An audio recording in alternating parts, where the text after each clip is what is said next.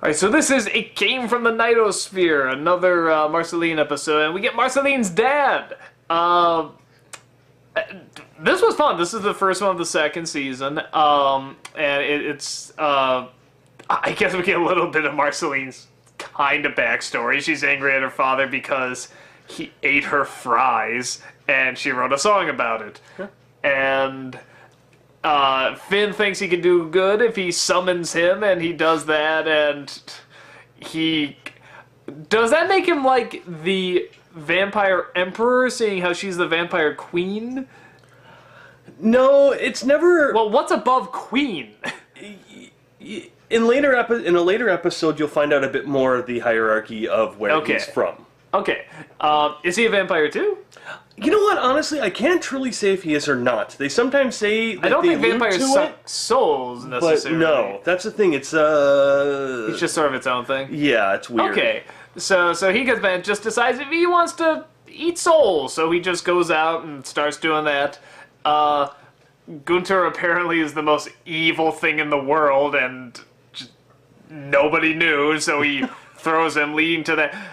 I love any joke, I was telling him earlier, I love any joke about how penguins can't fly or flying penguins, any of that stuff. I don't know why, just any joke I hear about always makes me laugh. I love the one Simpsons when the comet's coming, all the penguins fly away, or in The Critic when, like, there's a penguin flying the plane, it's like, wait a minute, penguins can't fly! And I love this one too, where he throws him and he's flapping his wings and he says, Gunter, who said you could fly? I don't know why, penguin flying jokes really make me laugh.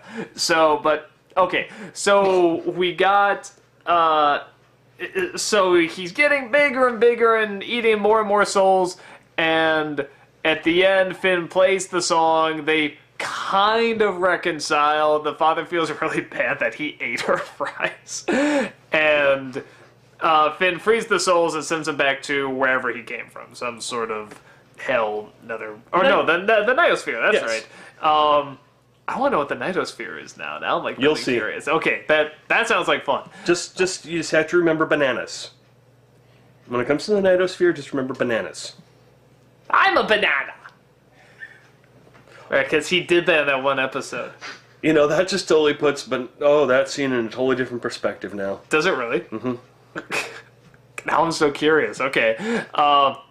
I'm definitely not reading the comments on this one. Everyone's gonna be, oh, you mean like the scene where, and just everyone's gonna go. So, but yeah, a lot of things stay on this one. Again, it's mostly at night, so I really like the night colors in this. Mm-hmm. I find anytime they do night colors, which is funny. Usually, you know, everything is so bright and colorful. You think during the daytime, you know, whatever the pinks and yellows and all the various colors that would stand out the most, but really it's whenever they do the nighttime stuff, they just pick these really nice kind of like neon turquoise colors and stuff, and then against the dark blue, and they really pop.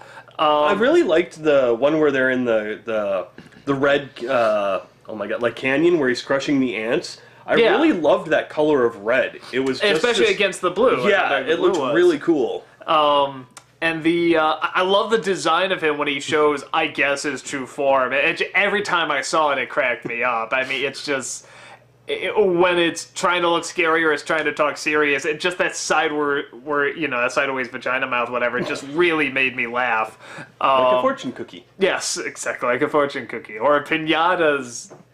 Yeah, we're not going back to that.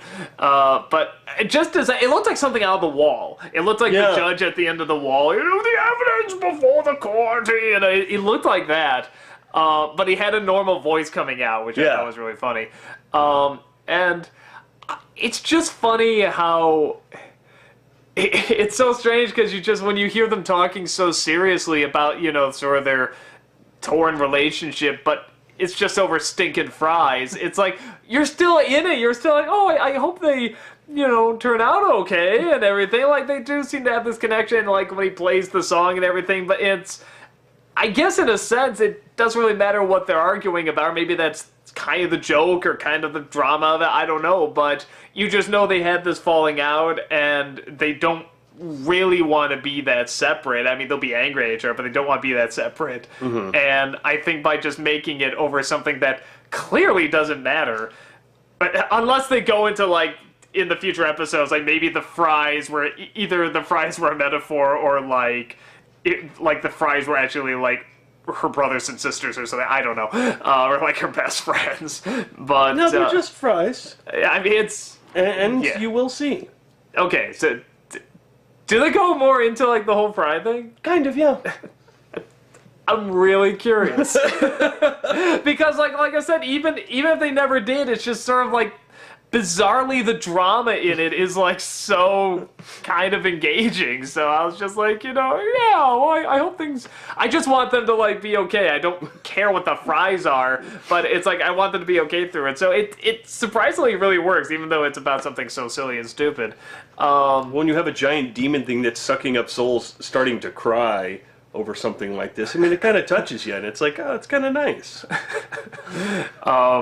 And I'm trying to think of what the only other thing I can think of is when he first comes out, that they make the whole room go red because I guess of the portal, whatever. And there's like a sound effect going. I don't know if it's just screaming or like some sort of uncomfortable sound effect, but just while he's sitting there, just talking normally, but that sound effect is going. There is sort of like this uncomfortable feeling, and I was saying to myself, like, he's legitimately intimidating right now. I was trying to think what it was. I think it is that sound and those colors, and he's just so calm with these horrible sounds going on behind him. While of course, Finn's terrified, and Marceline, I guess, is more annoyed. But so, well, what about the song? With Finn, breaking down, having the beat and everything. That was good. I loved him getting more. He's doing the beat. It just slowly just.